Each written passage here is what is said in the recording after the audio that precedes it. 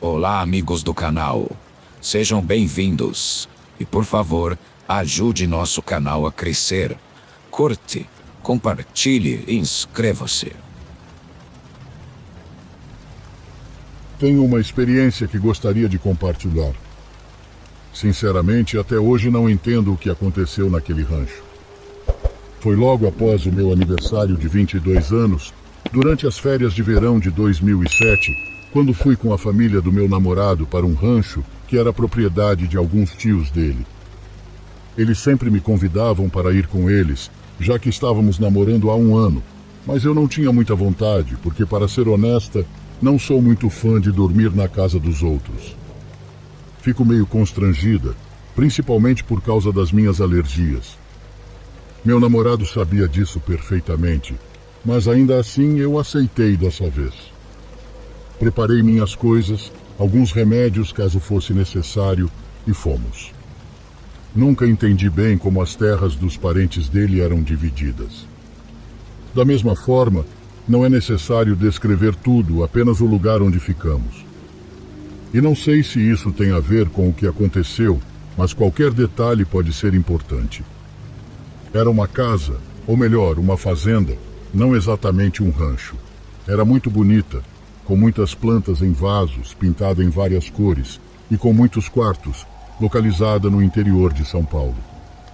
Ao redor, só havia terras que pareciam ser usadas para plantação. Estavam colhendo ou simplesmente remodelando o que já havia ali, por isso não exploramos muito o local. Meu namorado foi algumas vezes dar uma olhada, enquanto eu fiquei com minha sogra, porque havia muita terra solta e úmida por lá. Durante o nosso primeiro jantar, percebi a fascinação da família pelos animais. Eu sabia que os pais e irmãos do meu namorado tinham animais, mas não imaginei que fosse algo que se estendesse aos outros familiares. Isso se aplicava aos tios e primos, alguns dos quais conheci naquele dia. Achei muito bonito, porque raramente vi um carinho tão real pelos animais. No rancho eles tinham 3 cães, um gato e algumas cabras que ficavam do lado de fora, mas também falavam bastante sobre os animais que tinham em suas próprias casas. Passamos um bom tempo conversando e compartilhando histórias. Eu também contei sobre minha cachorrinha. E então um dos tios fez um comentário sobre um animal chamado Guerreiro. Não entendi se era um gato, um cachorro ou algum outro animal, porque ele apenas disse algo como: "O Guerreiro também vive aqui há anos." Para minha surpresa, todos o ignoraram. Percebi isso porque o tio continuava insistindo para que não esquecessem dele, e vi sua esposa fazer um gesto para que ele mudasse de assunto. Por isso não perguntei mais sobre o Guerreiro, o que me fez pensar que talvez fosse algum animal que tinha morrido recentemente. A partir daí, a noite transcorreu tranquilamente. Acho que fomos dormir por volta das 3 da manhã, e no dia seguinte acordei cedo para ajudar no café. Quando me troquei e fui para a cozinha, ouvi as tias junto com minha sogra conversando de novo sobre o Guerreiro, sobre como o tio o havia mencionado sem descrição na minha frente. Foi só isso que consegui ouvir, mas ainda não achei estranho. Continuei ali, tentando escutar mais, e então elas comentaram algo sobre estarem agradecidas por ele não ter me incomodado naquela noite. Quando ouvi isso, não soube o que pensar. A que estavam se referindo? Foram apenas segundos até que minha cunhada chegou à cozinha e interrompemos a conversa. Mais tarde, convenci meu namorado a fazer uma caminhada comigo, com o plano de perguntar sobre o animal que eles estavam falando. Havia muito mistério para tratar de um simples animal. Enquanto estávamos sozinhos, comecei a fazer perguntas. Ele sabia como responder sem dar muitos detalhes. Apenas me disse que era um animal que vivia lá, que fazia parte da família, mas que não era exatamente um animal. Ele começou a se enrolar nas respostas, até que contei tudo o que havia ouvido naquela manhã, e mesmo assim ele não se animou a me contar mais. Ele só disse: "Maria, é complicado. Não sei bem como te explicar o que ele é. É algo que está na família há gerações. Ainda assim, não se preocupe. Ele não faz nada. Só aproveite esses dias. Já faz tempo que não o vejo. Talvez ele nem esteja mais aqui. Vocês acham que eu ficaria tranquila depois de ouvir isso? Claro que não. Fiquei um pouco assustada com o que ele disse, então não perguntei mais. Deixei para lá, como se fosse apenas um animalzinho com algum problema.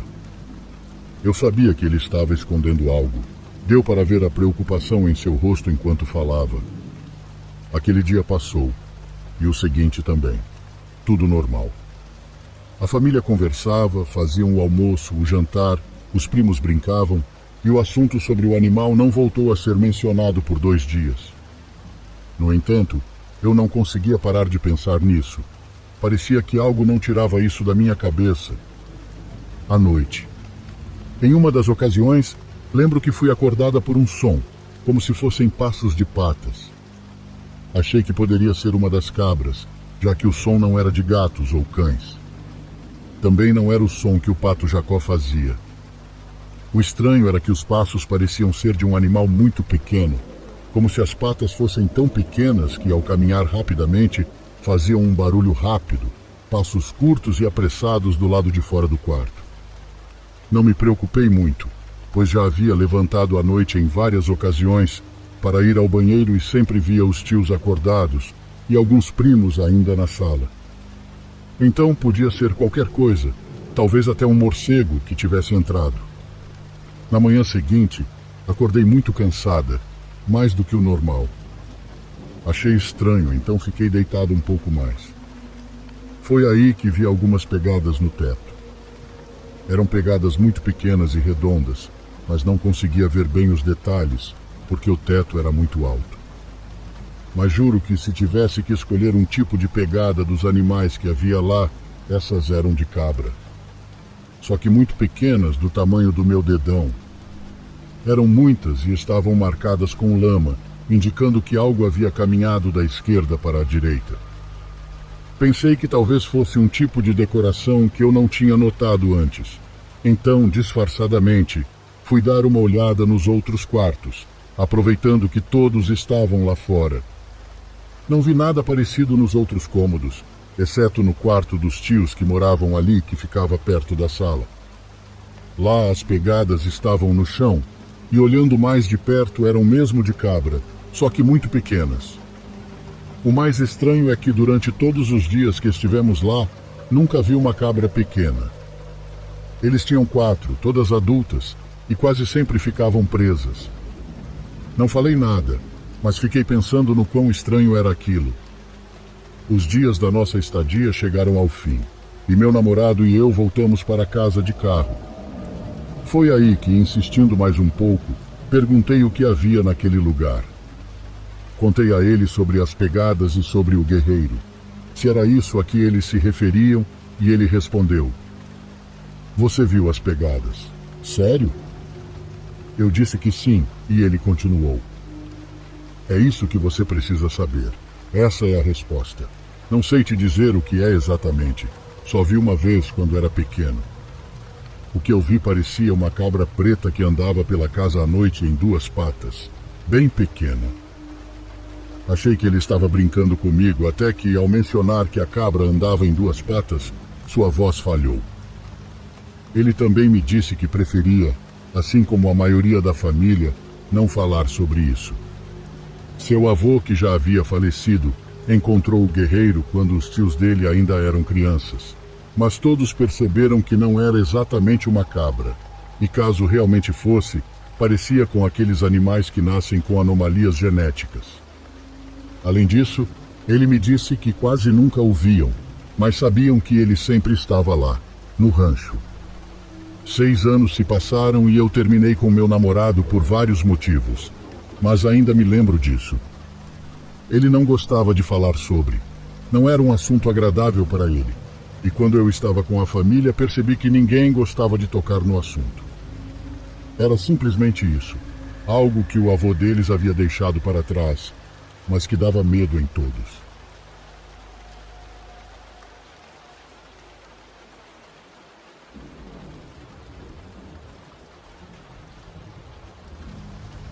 Querem que eu conte algo estranho? A casa de uma tia está assombrada. Todos na família sabemos disso. Entre as coisas que se veem está o fantasma do cachorro da minha avó. Um cachorro de rua que um dia do nada entrou na casa e, segundo contam, nunca mais saiu. E bem, entre todos os fantasmas que estão lá, esse é o que mais nos aterroriza ao ver. Tem algo mais, algo muito estranho sobre isso, que minha tia nos contou em um almoço uma vez. Ela nos dizia que aquele cachorrinho em vida tinha uma sensibilidade muito particular. Um dia ele foi até a casa da vizinha que sempre se sentava na calçada para ler. Ele cruzava para lá e ficava nas pernas dela e não queria voltar para casa. Queria ficar com ela até anoitecer. Ele fez isso por semanas, até que aquela senhora, uma manhã, não saiu mais. Todo mundo ficou preocupado. Os vizinhos a chamaram e chamaram. E quando ela não apareceu, chamaram a polícia. A senhora havia morrido durante a noite enquanto dormia. E assim, de vez em quando, o cachorro saía. Ia passar o dia na casa de algum vizinho da extensa rua.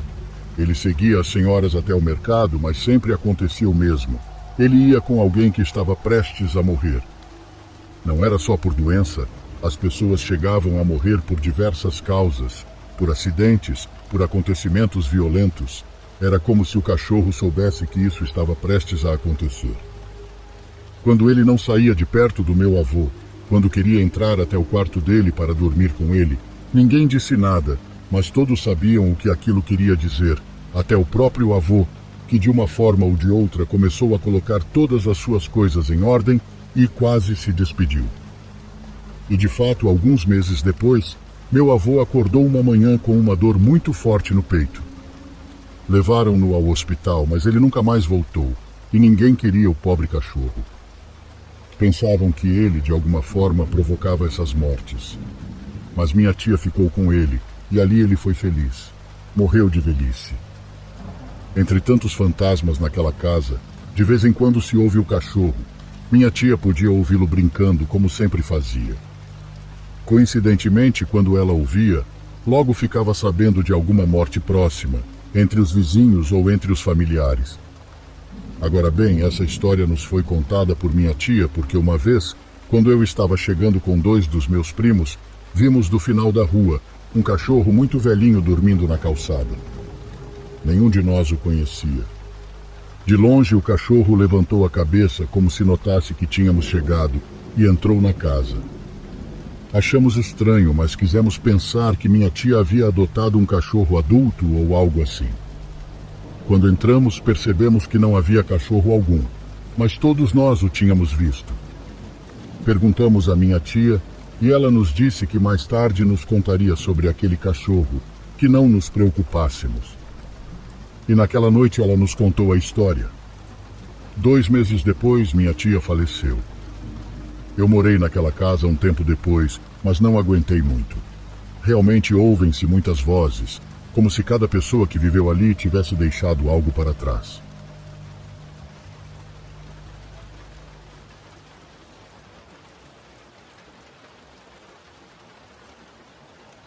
Minha história aconteceu há anos atrás, quando eu era uma pessoa do mato. Naquela época, comecei a trabalhar em uma plantação clandestina de tabaco, graças a alguns amigos que me convidaram, e eu os segui. O trabalho era muito duro, mas o pagamento era um dos melhores na época, devido à alta demanda pelas folhas. Nós começávamos cedo, quando nos dirigíamos através da vegetação até os campos, e a jornada terminava quando o sol começava a se pôr. Era minha primeira semana na plantação, e eu me lembro bem. A mata era linda como sempre, envolvia tudo. Éramos um grupo de 20 homens enviados da cidade para trabalhar naquela plantação remota. Haviam-nos designado pequenos quartinhos no meio do nada. A vida ali era simples e dura, dura nos piores sentidos. Os dias eram divididos entre o trabalho nos campos e as tarefas domésticas. Preparar a comida, se limpar e garantir que nenhum animal te atacasse. Ataques de cobras ou aranhas eram comuns. Por isso, sempre era necessário verificar as roupas de cama antes de dormir e os sapatos ao acordar. Certa noite, após uma jornada exaustiva, nos reunimos ao redor do fogo, mesmo estando calor. As chamas nos traziam um pouco de conforto e nos protegia da escuridão. Além disso, estávamos cozinhando um frango do mato que havíamos achado. Foi então que Juma, o mais velho de nós, começou a nos contar uma lenda. Dizem que por esses arredores ronda a mulher da morte, ele disse. É um espírito maligno, uma mulher linda que desaparece com os homens infiéis, os leva para a morte. No início todos rimos. Histórias de fantasmas e espíritos eram comuns em nossa vila. Mas ali no meio da selva, a lenda parecia diferente, sabe? Parece que estando no meio do mato isso causa mais medo. Juma continuou a descrevendo como uma mulher de cabelos longos e escuros, com olhos que brilhavam na escuridão da noite. Diziam que ela podia mudar de forma e que aparecia para suas vítimas em sonhos, atormentando-os e levando-os à loucura. À medida que Juma falava, a noite se tornava mais fria e os sons ficaram mais intensos. O pio de uma coruja, o estalo dos galhos e o latido distante de algum cachorro desconhecido nos deixavam arrepiados. Apesar das risadas iniciais, uma sensação estranha começou a tomar conta de mim. E como se sabe que alguém encontrou essa mulher? Perguntou um dos meus colegas, tentando disfarçar a risada. Dizem que os homens que a veem nunca mais são os mesmos, respondeu Juma. Ficam marcados para sempre, com um olhar perdido e consumidos pelo medo. Vou contar uma história da qual fui testemunha anos atrás, continuou ele, e todos nós nos ajeitamos nos banquinhos para escutar. Quando eu era jovem, conheci um homem chamado Pereira. Ele era um jogador inveterado e um beberrão de primeira. Tinha uma mulher trabalhadora e filhos que o adoravam, mas ele só pensava em si mesmo. Ele mandava sua família trabalhar desde o amanhecer, enquanto passava os dias e noites nos cassinos das vilas vizinhas. Sua mulher, uma verdadeira santa, aguentou seus maus tratos e humilhações por anos, até que, cansada de tanta miséria, decidiu buscar ajuda. Havia uma velha bruxa que morava nas profundezas da floresta. Dizem que essa mulher tinha poderes sobrenaturais e que poderia realizar qualquer coisa que pedissem em troca de cigarro e café. A bruxa prometeu à mulher de Pereira que faria com que ele mudasse de vida. Colocou um feitiço, uma maldição, que o faria enfrentar seus demônios. Ela disse que em uma noite de lua cheia, a mulher da morte apareceria para ele e o castigaria por seus pecados. Juma então relatou o que aconteceu. Certa noite, sob a luz da lua cheia, Pereira saiu do bar e adentrou o caminho que levava à mata. Ele sentiu um aroma doce que o fez parar. Era o perfume de uma mulher. Levado por esse cheiro, encontrou uma mulher se banhando no rio, de uma beleza sem igual. Sem pensar duas vezes, ele se desfez das roupas e mergulhou na água. Mas quando a luz da lua iluminou o rosto dela, ele viu que não era uma mulher, mas sim um monstro horrível. Pereira fugiu aterrorizado. A mulher havia aparecido para ele, castigando-o por seus pecados. A partir daquela noite, Pereira mudou completamente. Deixou de beber e jogar, dedicando-se à família e ao trabalho. A mulher o havia marcado para sempre. Juma concluiu seu relato com um olhar pensativo, e a noite seguiu com todos aterrorizados por conta dessa história. Pois durante toda essa madrugada ouvimos gritos de uma mulher ao longe na floresta. Ninguém foi verificar. Parecia até que tínhamos atraído algo. Foi a única vez que ouvimos isso enquanto estivemos lá.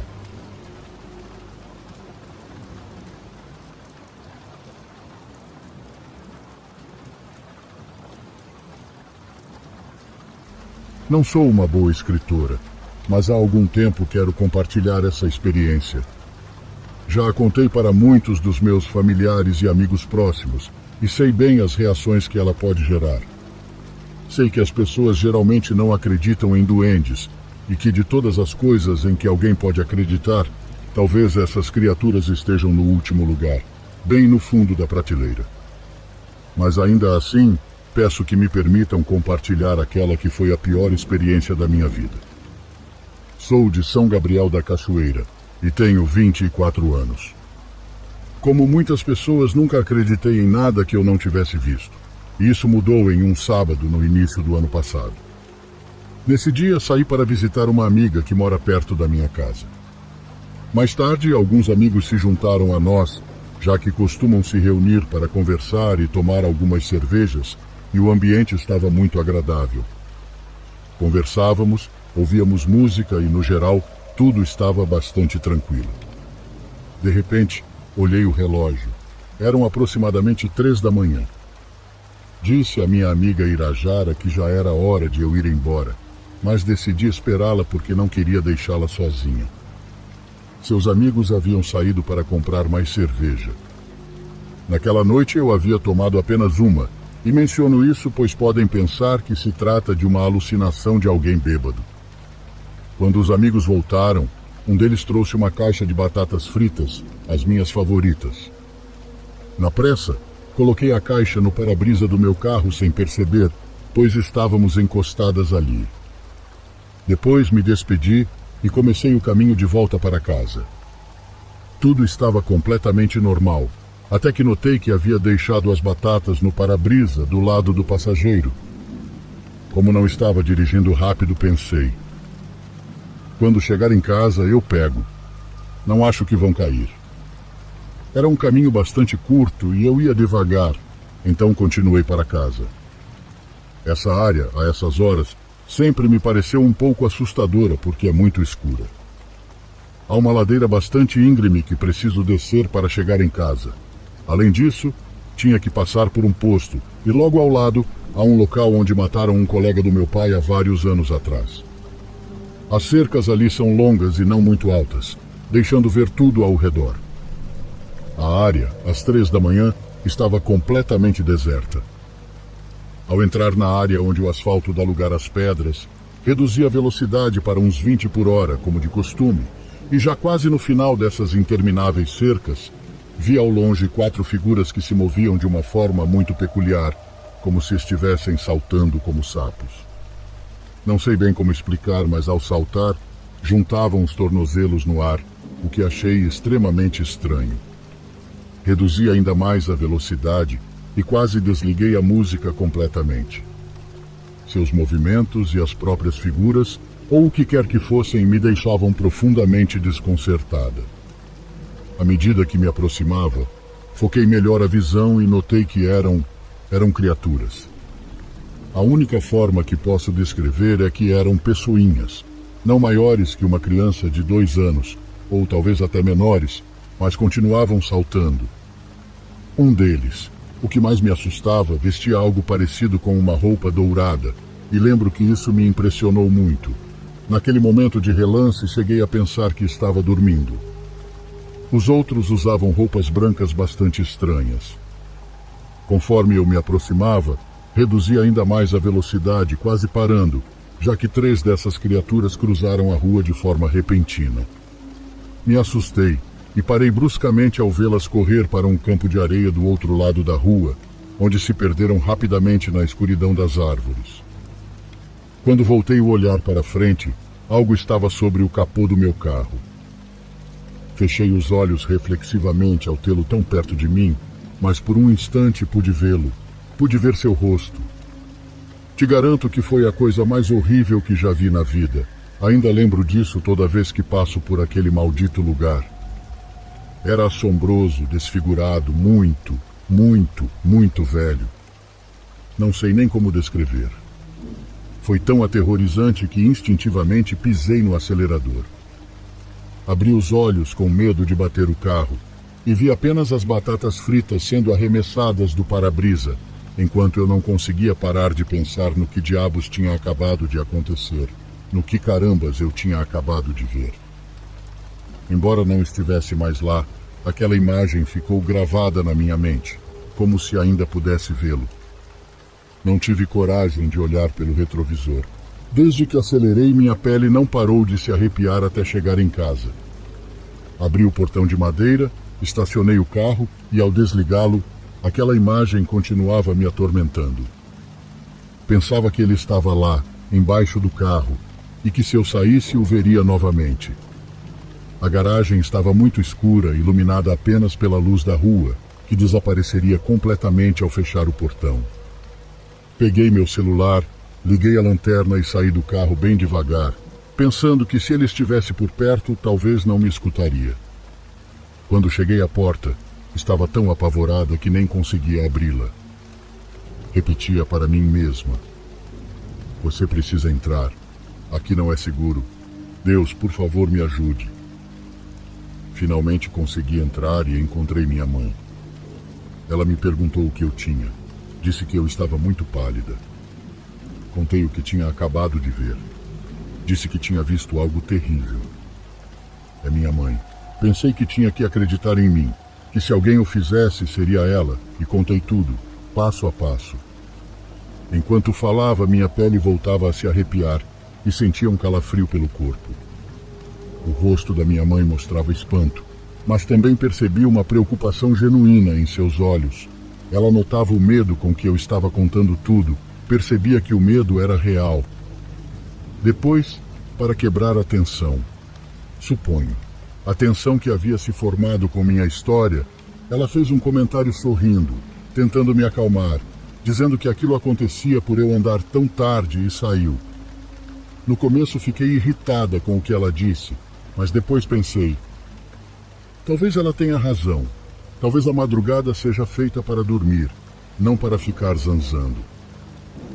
Desde então não volto tão tarde para casa, por medo de encontrá-los novamente. Não sei se essa história é assustadora, porque tenho certeza de que há coisas que só te assustam quando você as vê pessoalmente, e a partir daí, sua vida muda completamente.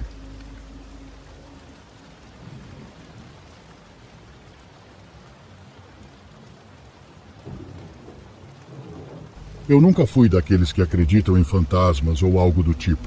Sou um homem normal, pai de família, trabalhador. E mesmo tendo vivido nesse mesmo vilarejo toda a minha vida, nunca dei atenção às histórias que os mais velhos contam. Mas vou ser sincero com você. Depois do que me aconteceu naquela noite, já não tenho tanta certeza se tudo passa de mentiras. Era uma noite comum e eu fiquei sozinho em casa. Minha esposa tinha levado as crianças para visitar alguns parentes em outra região. Eu fiquei porque tinha trabalho no dia seguinte, nada fora do normal. Fui para a cama cedo, como sempre, e estava dormindo profundamente. Até que, de repente, no meio da madrugada, um barulho estranho me acordou. Primeiro pensei que fosse um caminhão ou algo assim, mas depois de alguns segundos percebi que não era isso. O som era mais antigo, por assim dizer. Parecia o ranger de rodas de madeira e o trote de cascos de cavalo na rua. E sim, eu sei que sou estranho, porque aqui na vila ninguém mais usa carroças, e muito menos a essa hora. Fiquei na cama tentando ouvir com mais atenção. O som continuava cada vez mais perto, e eu não conseguia evitar sentir um certo incômodo. Passei a vida toda ouvindo histórias, e embora não acreditasse nelas, naquele momento me lembrei do que diziam sobre a carroça da morte. Segundo os mais velhos, quando você ouve ela passando pela sua rua, é porque veio buscar alguém. Claro, meu lado racional tentou assumir o controle. Besteira, eu disse a mim mesmo, mas o som continuava se aproximando. O pior foi quando ele parou bem em frente à minha casa. Juro que meu sangue gelou naquele momento. A rua estava completamente vazia, mas eu podia sentir aquela presença, como se algo pesado estivesse bem ali fora.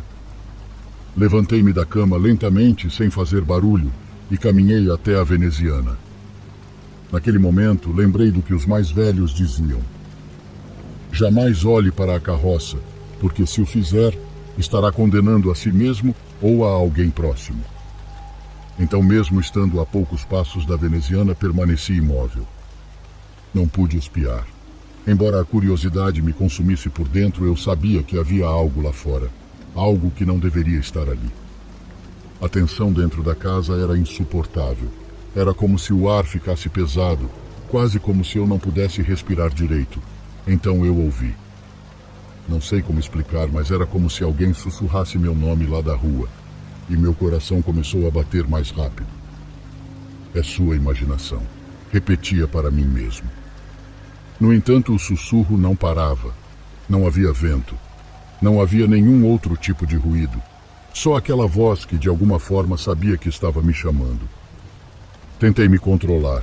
Eu me dizia que não podia ser real, que tinha que haver uma explicação lógica. Mas bem quando eu estava prestes a abrir a janela, ouvi outro som. Era como se algo pesado e duro caísse no chão lá fora. Um baque seco. Eu não ousei me mover. O medo me paralisou, pois a carroça ainda estava ali. Ou pelo menos parecia estar. Não sei quanto tempo fiquei parado ali, sem coragem de olhar.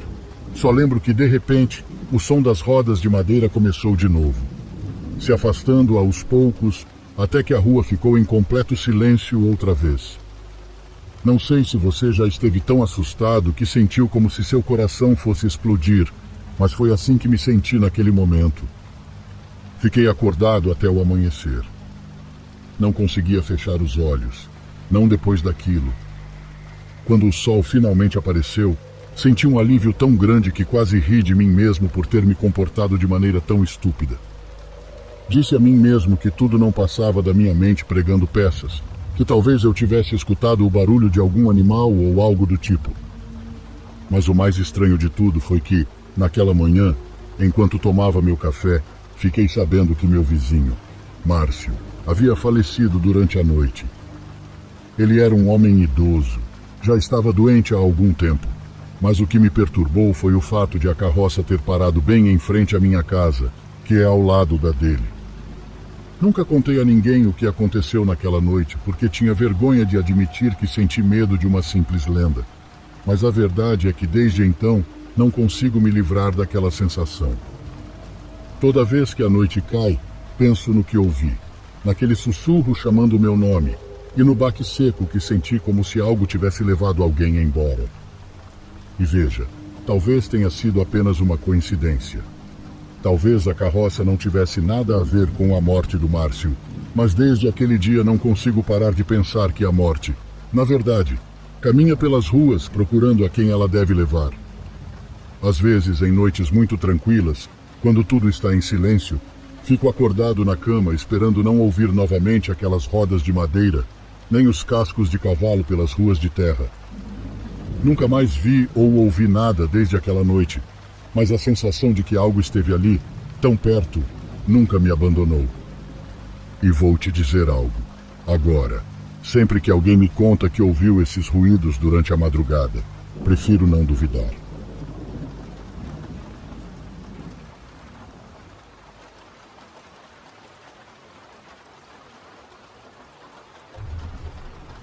Era 1º de outubro. Aquela brisa fresca de outono estava no ar, minha estação favorita. Era o primeiro outono que meu namorado Carter e eu estávamos morando juntos em nossa nova casa. Eu queria surpreender Carter decorando o lugar com enfeites temáticos de outono e Halloween antes de ele chegar do trabalho um dia. Achei que seria fofo. Comprei algumas coisas numa loja e também procurei em diferentes aplicativos e sites, principalmente no Facebook Marketplace. Simplesmente digitei decorações de outono e um anúncio realmente chamou minha atenção.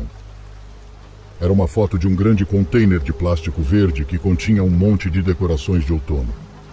Cliquei para ver mais detalhes e basicamente dizia: tudo deve ir. Container inteiro de decorações temáticas de outono à venda por um preço baixo. O preço era de apenas $20.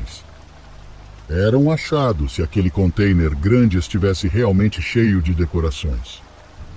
No final do anúncio também dizia: vendendo outras coisas, esvaziando a casa, veja meu perfil. Então cliquei no perfil e dei uma olhada em outros itens que ele estava vendendo. Havia uma seleção estranha de coisas que esse cara estava se desfazendo. Um iPhone supostamente novo por $700. Algumas roupas femininas e decorações de Natal. Havia outros itens, mas eu não olhei todos. O perfil em si era bem discreto. Tudo era privado. O nome do homem era Cody, e a foto de perfil era um close-up de um boné cinza na cabeça de um homem. O rosto estava coberto pela aba do boné. A foto de capa era uma foto borrada de um lago. Mandei uma mensagem para o perfil e ele respondeu instantaneamente. Perguntei que tipo de decorações havia no container e ele disse que de todo tipo. Utensílios de mesa, decorações externas, etc. Então, empolgada, disse ao homem que iria lá no mesmo dia, se ele estivesse disponível. Ele confirmou que estaria por lá mais tarde, perto das 9 da noite, pois é quando chegaria do trabalho. Ele me enviou um endereço. Pesquisei o endereço no Google Maps. Não era na melhor cidade, honestamente, mas a casa parecia completamente normal. 2 carros na entrada da garagem e o jardim bem cuidado na imagem do Street View. Então, concordei em ir. Levei minha amiga Sally comigo, apenas por segurança. Fui buscar Sally do outro lado da cidade e partimos para a casa dessa pessoa chamada Cody. Foi uma viagem de meia hora. Sally e eu tivemos tempo de colocar a conversa em dia durante o caminho. Quando saímos da rodovia e entramos na cidade onde ficava a casa, Sally começou a brincar, meio séria, sobre como o lugar parecia suspeito. Já estava escuro, então, honestamente, não vimos muito além de postes de luz, semáforos e algumas lojas. Quando nos aproximamos, vi a tela do meu celular acender enquanto ele vibrava no porta-copos do meu carro. No próximo sinal, verifiquei o telefone e vi que eram mensagens de Cody no Messenger. Ele disse: "Quando você chegar, pode entrar direto." Mostrei para Sally e ela disse: "Que coisa estranha." Ambas concordamos que aquilo era um pouco desconfortável e que tocaríamos a campainha de qualquer jeito. Paramos na frente da casa e, surpreendentemente, não havia carros na entrada da garagem. As luzes da casa estavam acesas, mas eram tão fracas que mal podiam ser vistas através das persianas fechadas. Mandei uma mensagem para Cody dizendo: "Estamos aqui. Você pode vir até a frente?" Sally e eu ficamos observando a casa enquanto esperávamos uma resposta. Então percebemos ao mesmo tempo que uma das persianas se moveu ligeiramente, indicando que alguém estava nos observando através delas. E tão rápido quanto notamos isso, a abertura nas persianas se fechou. Alguns segundos depois, a porta da frente se abriu e Cody me respondeu dizendo: "Estou na porta, podem entrar." A situação estava ficando um pouco perturbadora e eu estava feliz por ter trazido Sally comigo. Nós duas saímos do carro e caminhamos em direção à porta da frente. Antes de chegar muito perto, chamei o nome de Cody algumas vezes, mas não obtive resposta. Sally sussurrou que deveríamos ir embora. Dei mais alguns passos e chamei Cody novamente, desta vez bem alto, mas ainda assim, sem resposta. Virei-me e sussurrei: "Vamos embora." Começamos a voltar para o carro quando de repente ouvi um cara dizer: "Ei, estou aqui." Nos viramos e vimos um homem na porta, mas apenas metade dele. Ele estava espiando com apenas metade do corpo para fora. Ele acenou para entrarmos. Sally e eu, cautelosas, nos viramos e começamos a caminhar de volta para a porta. Quando nos aproximamos, ele abriu totalmente, mas também saiu de vista. Subimos os degraus e entramos na casa, deixando a porta da frente aberta, e logo fomos atingidas por um cheiro forte. Aquele cheiro de algodão típico de casa de pessoas idosas misturado com algo muito desagradável. Ouvimos passos rápidos e pesados se afastando para outro cômodo, seguidos pela sua voz dizendo: "Está aqui dentro. Venham." A voz dele era assustadoramente grave, como se fosse intimidadora. Certifiquei-me de que Sally estava comigo antes de entrar no cômodo ao lado. Nos deparamos com uma cena muito estranha. Uma sala de estar mal iluminada, com um carpete deprimente de cor vermelha rosada e móveis com aparência muito antiga. E o cheiro? O cheiro nesse cômodo era pútrido, cheirava a morte. No meio da sala havia um container vermelho com uma tampa verde em cima. Havia esse homem, Cody, em pé ao lado do container. Essa foi a primeira vez que tive uma boa e clara visão do cara, e ele não era alguém amigável. Ele me convidou a abrir e notei que aquele container não era da mesma cor do container verde no anúncio do Facebook. Também era de um formato completamente diferente, pelo que parecia. Pedi para ele mesmo abrir e ele disse: "Ah, assim não tem graça." Esse comentário fez Sally e eu recuarmos lentamente na direção da porta da frente. Mas quando ele levantou a tampa do container e fomos repentinamente atingidas por outro cheiro pútrido, corremos e saímos apressadas, sem olhar para trás até chegarmos ao carro. Sally continuava dizendo para eu me apressar. Quando liguei o carro, tudo o que sei é que a porta da frente da casa já estava fechada. Não sei se ele estava nos observando pela janela. Saímos de lá rapidamente. Nunca vimos o que havia dentro daquele container. Mas definitivamente não eram decorações. Depois de contar tudo isso para Carter, ele pediu o endereço do lugar e eu disse para ele não ir lá. Ele me garantiu que não iria. Ele só queria ver a casa, então eu dei o endereço. No dia seguinte, ele chegou do trabalho mais tarde do que o normal e me contou que parou na casa, e uma senhora mais velha atendeu a porta, insistindo que morava lá sozinha. Ele sabia que eu não estava mentindo, porque mostrei todas as mensagens do Facebook com o cara, que incluíam o endereço. Ao pesquisar os registros daquele endereço, realmente consta como proprietário uma mulher de cerca de 60 anos. Essa foi uma experiência incrivelmente perturbadora e inexplicável. De agora em diante, quando comprar coisas online, evitarei ir até a casa das pessoas.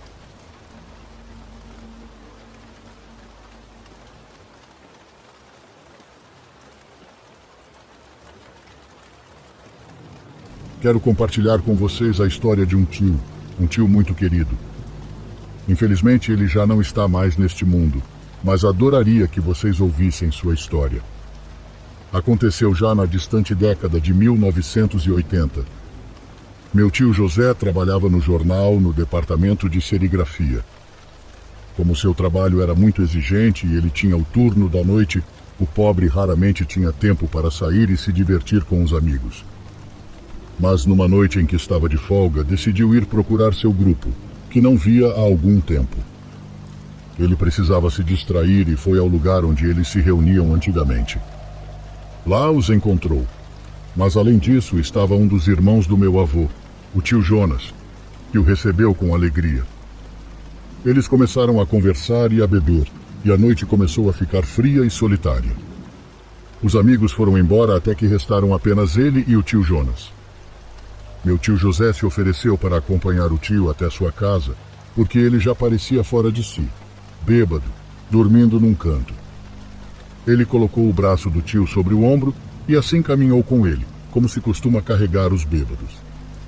A rua pela qual avançavam era uma descida, e enquanto caminhavam, o tio Jonas ia ficando mais e mais pesado, até que meu tio José sentiu que estava carregando um saco de pedras.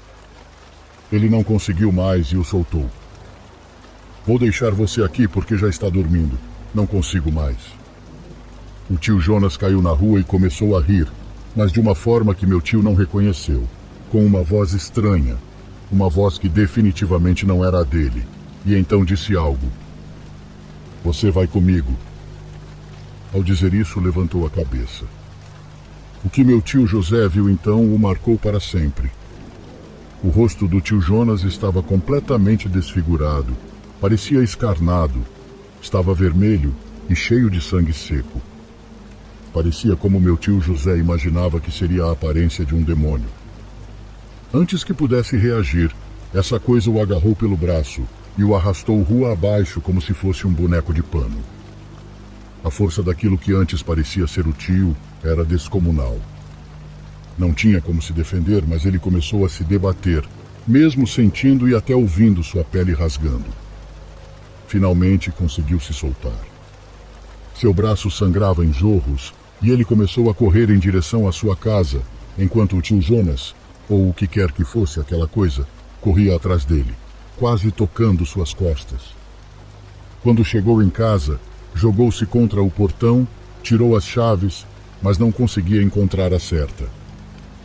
Ele bateu desesperado, gritou pedindo ajuda até que acordou minha avó, que havia dormido muito cedo.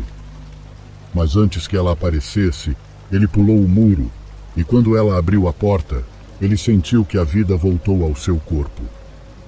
Minha avó se assustou ao vê-lo pálido, chorando como uma criança, com arranhões profundos nos braços, roupas rasgadas e sapatos raspados como se um carro o tivesse arrastado. Meu tio gritou para ela fechar a porta e rezar, dizendo que um demônio o perseguia.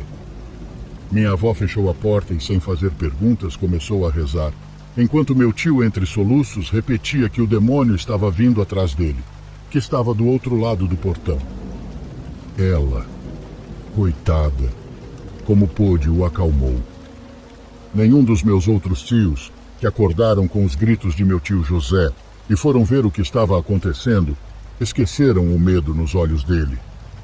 Minha mãe se lembra muito bem, e ela tinha apenas 7 anos na época. Ela diz que o irmão chorava ajoelhado, desesperado, que não parava de olhar para a porta e pedia a todos que rezassem para afastar o demônio que estava lá fora. Depois daquele dia, meu tio nunca mais saiu com os amigos se o tio Jonas estivesse por perto, embora nunca soubesse o que realmente aconteceu. Ele nunca soube em que momento deixou de estar com ele, e apareceu essa coisa fingindo ser Jonas, ou se realmente esteve com o tio naquela noite em algum momento, ou mesmo se aquele era ele.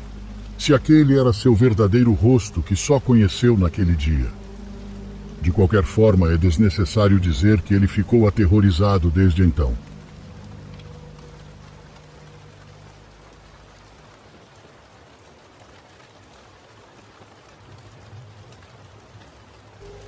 A história que vou contar foi o início de algo muito estranho em minha vida, algo do qual ainda não consigo me livrar. Decidi mudar alguns nomes de pessoas e lugares por razões que vocês entenderão a seguir. Primeiro, devo mencionar que eu não acreditava no paranormal. No entanto, agora tenho minhas dúvidas sobre a existência de forças além de nossa compreensão, pois o que vou contar não é apenas uma simples história. É algo que está, neste momento, até mesmo mudando aspectos da minha vida. Tudo começou com a morte da minha avó, minha nana. Ela era uma senhora querida por muitas pessoas. Teve mais de 10 filhos e filhas, de modo que hoje em dia minha família materna é muito grande, embora seja raro todos se reunirem. Quando isso aconteceu, devido à minha agenda e por morar longe, sempre tive dificuldade em comparecer. Minha avó era cristã e abraçou essa fé cerca de 30 anos antes de falecer. Ela frequentava a igreja pontualmente. Tinha muitos amigos lá e era muito respeitada por todos.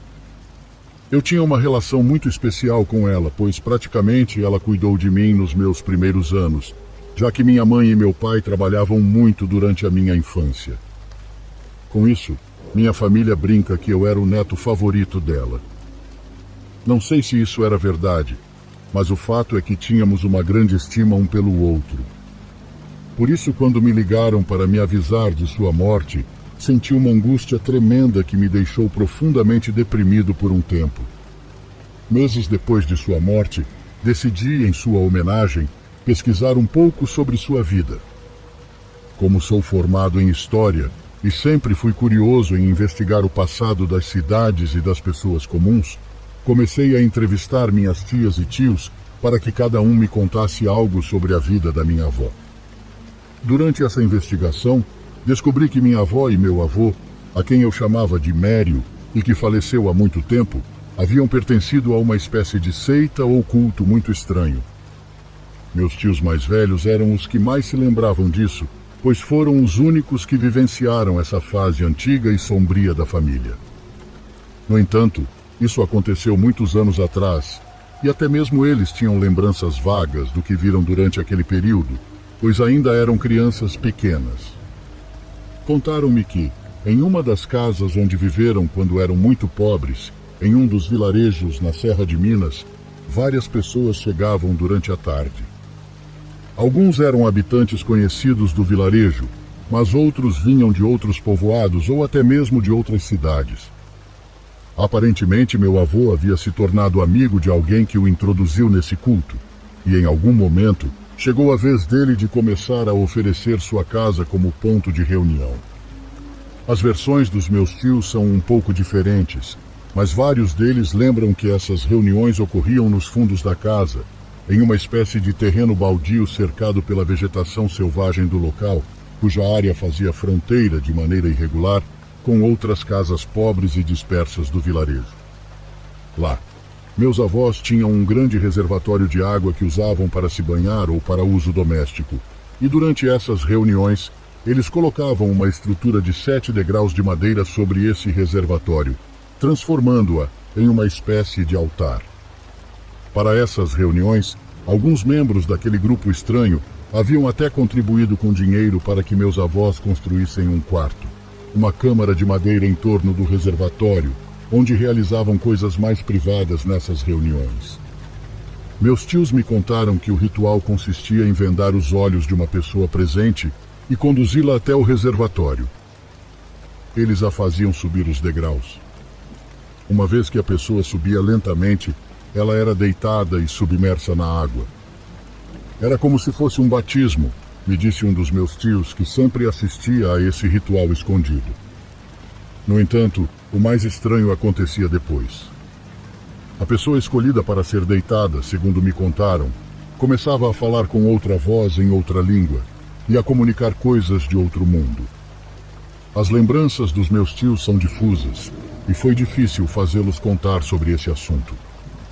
Era evidente que sentiam muito medo ao recordar das coisas que viram. Possivelmente nem me relataram tudo.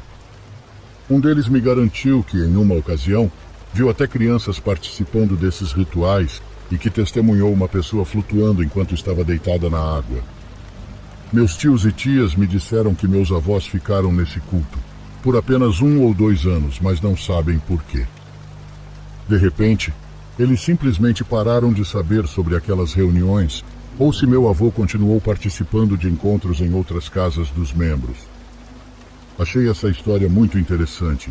Era uma faceta da minha família que eu desconhecia, então pedi aos meus tios que me dessem todos os detalhes possíveis para montar o quebra-cabeça e descobrir o que se tratava tudo aquilo. Talvez fosse uma crença antiga da região, ou talvez estivesse relacionada a algo mais conhecido, como a santeria, umbanda ou alguma dessas práticas comuns em vilarejos de outras regiões do país. No entanto, provavelmente estamos falando dos anos 50, e achei curioso que naquela época houvesse cultos assim especificamente naquela região. Um dos meus tios, ao tentar forçar a memória com minhas perguntas, me disse: "Meu filho, lembro que eram pessoas que pareciam muito normais. Anos depois, já um pouco mais velho, eu os encontrava por ali. Sei o que aconteceu com alguns deles, porque eram conhecidos da família. Entre eles havia pessoas muito ricas. Meu tio então começou a dizer os nomes de várias pessoas, como aquelas vezes em que alguém te fala de muitas pessoas como se você também as conhecesse. Mas, para minha surpresa, um dos nomes chamou minha atenção. Félix, o deputado? Perguntei surpreso. Devo mencionar novamente que coloquei alguns nomes fictícios por razões óbvias. Então, ele mesmo, respondeu meu tio. Ele e vários de seus irmãos iam lá. Eram mais jovens que seu avô. Desde aquela época, a família deles tinha boa reputação na região, porque eram de uma linhagem importante. Por causa da minha profissão, interajo com muitos políticos e conheço nomes de famílias destacadas. Por isso me surpreendi quando meu tio me disse aquilo. Aquilo ficou gravado na minha mente e me incentivou a continuar buscando mais informações sobre essas reuniões. Semanas depois dessas entrevistas, eu tinha uma viagem de trabalho marcada, onde ainda mora grande parte da minha família. Decidi que visitaria o vilarejo dos meus avós, para ver o que mais eu poderia descobrir. Quando cheguei, não demorei muito para convencer Ravi, um dos meus primos, a me acompanhar. Ravi já havia estado lá várias vezes, visitando parentes distantes, e disse que me levaria a várias casas onde poderiam me dar informações. E assim fez.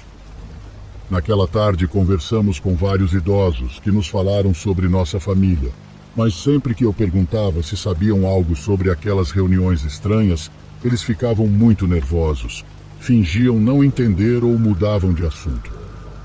Supus que, por causa da idade, não deveria pressioná-los muito, pois poderia causar algum desconforto. Era evidente que o tema os incomodava. Então voltamos para casa e o restante da minha viagem lá foi dedicada a outros assuntos. Fiquei muito frustrado por não conseguir descobrir mais, mas percebi que, dadas as circunstâncias e o tempo que havia passado, não conseguiria fazer muito. Foi dias depois, já prestes a voltar para minha casa, que recebi uma ligação muito estranha. Um amigo me disse que tinham entrado em contato com ele perguntando por mim. A assistente do deputado Félix me ligou. Ela pediu seu telefone e eu dei. Disseram que vão te ligar. Isso me assustou tanto que eu não soube o que responder. Eu nunca conheci o deputado pessoalmente e o pouco contato que tive com ele foi por meio de terceiros. Mas por quê? O que eles querem comigo? Perguntei ao meu amigo. Não me disseram. Também não os conheço muito, mas parecem muito interessados em falar com você, ele respondeu. Não demorou nem 2 horas até que eu também recebesse a ligação da assistente. Ela me disse que queriam me ver antes de eu voltar para o meu estado. Perguntei por que queriam me ver, mas ela não quis dizer pelo telefone. Apenas comentou que o chefe queria falar comigo pessoalmente. Com um pouco de medo, mas também com muita curiosidade, concordei em ir ao escritório do deputado naquele mesmo dia, antes de pegar o voo. Na minha profissão, reuniões assim, de última hora com políticos, não são tão incomuns. Então pensei que talvez fosse apenas uma estranha coincidência e que eu estava imaginando coisas. A assistente de Félix me recebeu em um escritório muito bonito que tinham e me levou até a sala ao lado. Foi aí que conheci Félix pessoalmente pela primeira vez e me surpreendeu o quanto ele parecia jovem. Para alguém da sua idade, ele deveria aparentar no mínimo uns 20 anos a mais, segundo meus cálculos. Ele era um homem muito alto e magro, de semblante sério, mas gentil e agradável. Me cumprimentou cordialmente, e a assistente rapidamente nos deixou a sós. Depois de trocarmos algumas palavras de conversa casual, breves opiniões sobre a política local, chegamos ao ponto que eu temia, e ele disse: Já me disseram que você anda fazendo uma investigação sobre seus avós.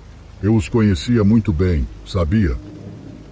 No começo eu não soube o que responder. Hesitei e disse: Bem, sim. Agora que minha avó morreu, eu decidi investigar um pouco sobre a família e fui até onde ela morava. Mas quase não restam pessoas que se lembrem deles. Não consegui descobrir muita coisa. Ele me olhava sem ao menos piscar, como se estivesse prestando atenção em cada uma das minhas palavras e expressões faciais. Decidi que não contaria mais nada sobre o assunto. Sinceramente, não sei porquê, mas comecei a ficar um pouco assustado por estar ali sozinho com ele. De qualquer maneira, ele não me fez mais perguntas sobre isso e continuamos conversando sobre coisas triviais. Política, minha vida, livros e namoro. Nada relacionado aos meus avós. Isso me ajudou a relaxar um pouco. Porém, quando estava saindo do escritório para pegar meu voo, ele se levantou para se despedir de mim e disse algo muito estranho, em um tom extremamente calmo. Você os receberá em breve, e nós o receberemos com prazer. Eu não entendi o que ele quis dizer, e em seguida ele apertou minha mão e me deu um abraço que me pareceu exageradamente afetuoso. Aquele dia peguei meu voo sem problemas maiores, mas as palavras dele me deixaram ansioso, pensativo. Já tarde da noite, em casa, tive muita dificuldade para dormir. Enquanto rolava na cama, percebi que meu corpo estava muito quente, como se eu estivesse doente. Finalmente, quando consegui adormecer, algo extremamente estranho aconteceu. Uma sensação de desconforto me acordou e me fez abrir os olhos. Devia ser por volta da meia-noite e parecia haver fumaça no quarto. Tentei me levantar para enxergar melhor, mas percebi que, por algum motivo, não conseguia me mover completamente. Eu estava sonhando, ou pelo menos era o que eu achava. Na minha posição, conseguia distinguir imagens muito estranhas entre o que parecia ser uma fumaça branca e suave que envolvia minha cama. Dava para distinguir os contornos de alguns rostos, mas o que mais me chamou a atenção foi que na frente da cama, uma dessas figuras incorpóreas parecia segurar uma espécie de estatueta estranha, com várias pontas. Aquela era a figura que mais me assustava. Tentei levantar com todas as minhas forças, mas meu corpo não respondia. Quis despertar como em um sonho, mas tudo parecia tão real. Eu até conseguia levantar um pouco a cabeça para ver aqueles seres à minha frente. Fechei os olhos, acreditando que eu podia acordar. Meu coração começou a bater tão rápido que finalmente consegui sair daquele transe. Me levantei da cama, ainda com aquelas imagens na cabeça. Meu corpo estava gelado e escorrendo um suor fedido. Fora isso, me lembro que o quarto estava muito frio. Levantei-me e fui ao banheiro para lavar o rosto e me acalmar um pouco. Quando me olhei no espelho, vi claramente um vulto alto passar rapidamente atrás de mim e senti um frio intenso, quase congelante, percorrendo minhas costas. Minha reação imediata foi ficar imóvel e me perguntar se o que eu acabara de ver e sentir era real ou apenas um produto da minha mente, ainda afetada por aquele sonho tão estranho. Não pude fazer nada além de tomar um remédio para dor de cabeça e dormir com a luz acesa, com medo de ver algo assim novamente. No dia seguinte, acordei doente e com uma dor horrível na mão esquerda. Convenci a mim mesmo de que havia pegado uma gripe forte que me causara febre, e que a febre tinha provocado o pesadelo ou de alguma forma alterado minha consciência. Nem quis ir ao escritório trabalhar naquele dia. Sentia um medo inexplicável. Por dias perdi o apetite e, por conta do que aconteceu, tinha medo de ficar no escuro. Não foi até cerca de uma semana depois quando comecei a me sentir melhor, tanto fisicamente quanto mentalmente. Decidi deixar o assunto de lado, acreditando que há informações que é melhor deixar escondidas. Quero que isso seja o fim da minha história. Que seja apenas isso. Uma história. Desejo isso com todo o meu coração. No entanto, algo ainda me deixa inquieto. Uma chamada perdida no meu telefone, de Félix. Faz dias que o telefone tocou enquanto eu dormia e não quis retornar a ligação para descobrir o que ele queria me dizer. Repito, espero que isso tenha sido o fim. Desejo isso com todo o meu coração.